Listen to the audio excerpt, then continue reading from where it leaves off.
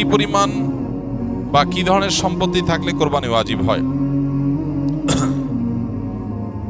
উলামায়ে হানাফের মতে কোরবানি ওয়াজিব সচ্ছল মানুষের উপরে। সচ্ছলতার সংজ্ঞা কি? যার কাছে এই পরিমাণ সম্পদ আছে, যে পরিমাণ সম্পদ দিয়ে সে, যে পরিমাণ সম্পদ হলে যাকাত ওয়াজিব হয়। যাকাত ওয়াজিব হয় যে পরিমাণ সম্পদ হলে 52.5 ভরি রূপা বা তার সমমূল্য, এটা যদি মানুষের কাছে ক্যাশ থাকে, ব্যাংকে থাকে, ব্যবসা মাল আকারে থাকে, যাকাত যোগ্য সম্পদের মালিক যদি কেউ হয়, যাকাত তো আবশ্যক হয় 1 বছর থাকলে, এটা 1 বছর থাকা জরুরি না। ঈদের দিনগুলোতে, কোরবানির দিনগুলোতে যদি এই পরিমাণ টাকা কারোর কাছে থাকে, সেটা ক্যাশ থাকুক অথবা ব্যবসা মাল আকারে থাকুক বা অন্য কোনোভাবে যেটা যাকাত যোগ্য হয়, এরকম সম্পদ যদি কারোর কাছে থাকে, তাহলে সেক্ষেত্রে তার উপরে কোরবানি ওয়াজিব। এখন যদি কারোর স্বর্ণ থাকে 10 ভরি, তাহলে 7.5 ভরির বেশি হলে যাকাত আবশ্যক হয়, বিধায় তার উপরে কোরবানিও কি হবে? বর্তাবে। এরপরে প্রশ্ন হলো, পশু কোরবানির ক্ষেত্রে পশুর কি কি দিক আমাদের লক্ষ্য রাখতে হবে? পশু কোরবানির ক্ষেত্রে লক্ষ্য করতে হবে, প্রথম কোন কোন পশু দিয়ে কোরবানি দেওয়া যায়, সেই পশু দিয়ে কোরবানি করছি কিনা, এটা হলো সবচেয়ে প্রথম যে বিষয়টি লক্ষ্য রাখতে হবে। সাধারণত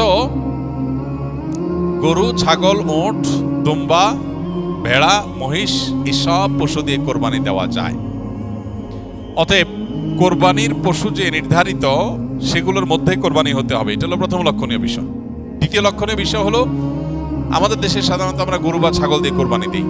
ছাগল, ভেড়া, দুম্বা হলে সেক্ষেত্রে বয়স হতে হবে কমপক্ষে 1 বছর, আর গরু বা মহিষ হলে তার বয়স হতে হবে কমপক্ষে 2 বছর। এখন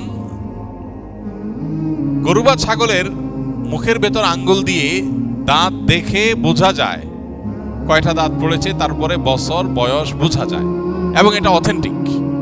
অতএব অভিজ্ঞরা যদি হাত দিয়ে দাঁত পড়া দেখে 1 দাঁত 2 দাঁত হয়েছে 2 বছর, 1 দাঁত হয়েছে 1 বছর, এটা দেখে যদি বয়স নিরূপণ করে, তার উপর ভিত্তি করে কোরবানি করা যাবে। কিন্তু খোলাসা কথা হলো, গরু হলো 2 বছর, ছাগল ভেড়া হলে 1 বছর বয়স হতে হবে। এটা হলো দ্বিতীয় লক্ষণীয় বিষয়। কোরবানির পশুর ক্ষেত্রে তৃতীয় লক্ষণীয় বিষয় হলো, পশুটা উল্লেখযোগ্য বা দৃশ্যমান বিশেষ কোনো ত্রুটি থেকে মুক্ত হতে হবে।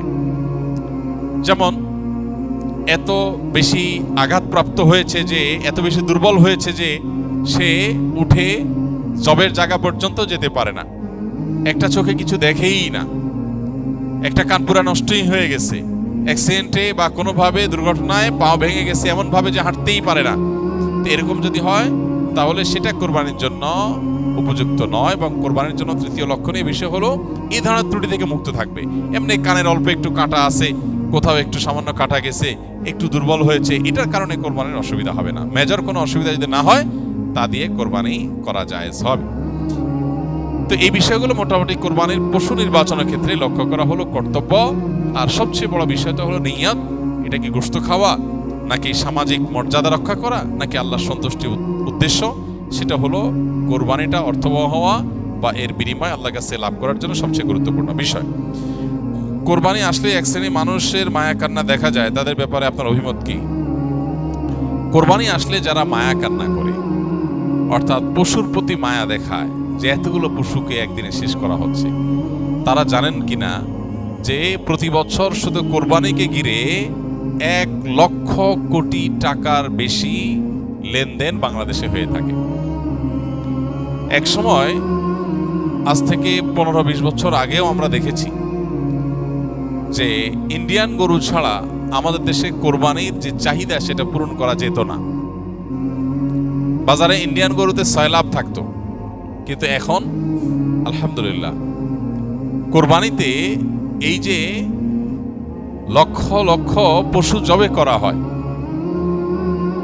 লক্ষ লক্ষ পশু জবে করা হয়, এবং শত শত নয় হাজার হাজার কোটি টাকার যে লেনদেন হয়, একটা দেশের অর্থনীতির জন্য এটা যে কত পজিটিভ এবং গুরুত্বপূর্ণ এবং ইতিবাচক দিক, সেটা বোঝার জন্য অর্থনীতির ছাত্র হওয়ার দরকার নেই।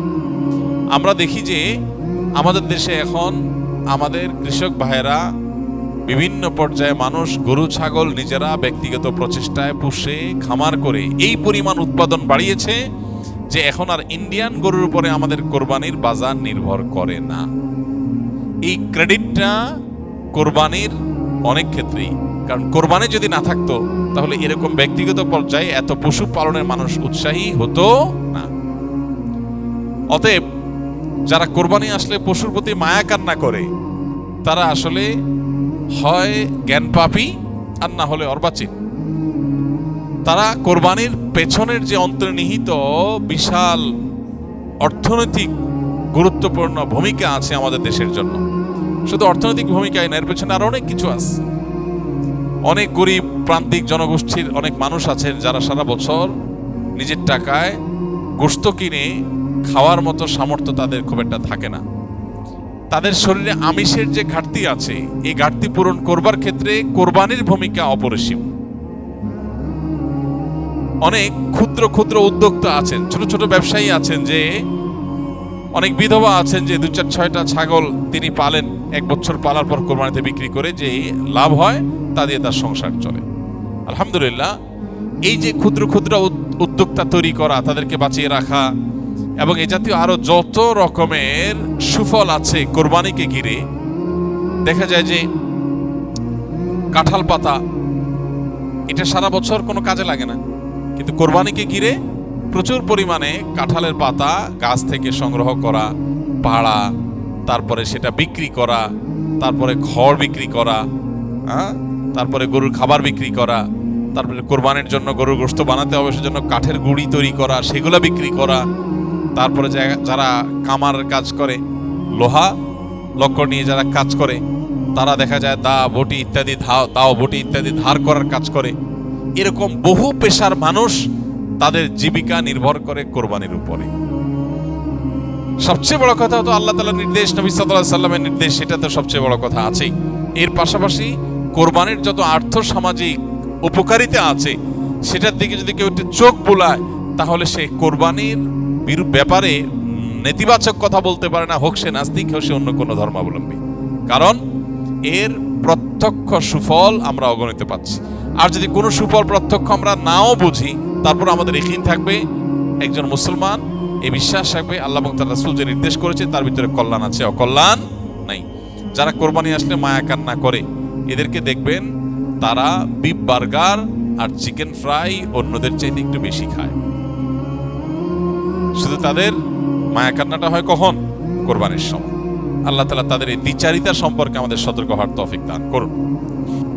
আমরা জানি মৃত ব্যক্তিকে কবরস্থ করলে মুনকার নাকির ফেরেশতারা জিজ্ঞাসাবাদ করেন। প্রশ্ন হলো, যারা প্রবাসে মৃত্যুবরণ করেন তাদেরকে কবরস্থ করতে মাঝে কয়েক মাস পর্যন্ত সময় লেগে যায়। সেক্ষেত্রে তাদের সওয়াল জবাব কখন এবং কিভাবে নেওয়া হয়? কবরের সওয়াল জবাব এটা অদৃশ্যের বা আলমুল গায়েবের যে বিষয়গুলো আছে তার মধ্যে একটা। মানুষের চোখের আড়ালের যে জগৎ, যেমন আমরা মহাশূন্যের কথা জানি, যদিও মহাশূন্য এখন মানুষের দৃষ্টির আর আড়ালে বলা যায় না, মানুষ সেই জগৎ সম্পর্কে জানে বা ইলম হাসিল করেছে। যতদিন জানতো না ততদিন পর্যন্ত সেটা মানুষের কাছে কি ছিল? বাহ্যিক এবং আক্ষরিক অর্থে অদৃশ্যের জগৎ ছিল। ঈমানের অধ্যায়ে অদৃশ্যের জগৎ বলতে বোঝানো হয় সেই জগৎকে, যে জগৎ সম্পর্কে মানুষ আসলে জানা মানুষের জন্য সম্ভব না, যেটার ইলম শুধুই আল্লাহ তাআলার কাছে। যেমন জান্নাত, জাহান্নাম, আখিরাত, পুলসিরাত, কিয়ামত, হাসর, মিজান, কবরের আযাব হোক, কবরের শান্তি হোক, নিয়ামত হোক, এই সব কিছু অদৃশ্যের জগতের বিষয়, যেটা মানুষ দৃশ্যমান করা সম্ভব না। এই জগতের বিষয়গুলো, এর কাইফিয়ত, এর ধরন কি হবে সেটা একমাত্র আল্লাহ তাআলা ভালো জানেন। ঈমানদার সেটাকে পরিপূর্ণভাবে ন্যস্ত করবে কার উপরে? আল্লাহর উপরে।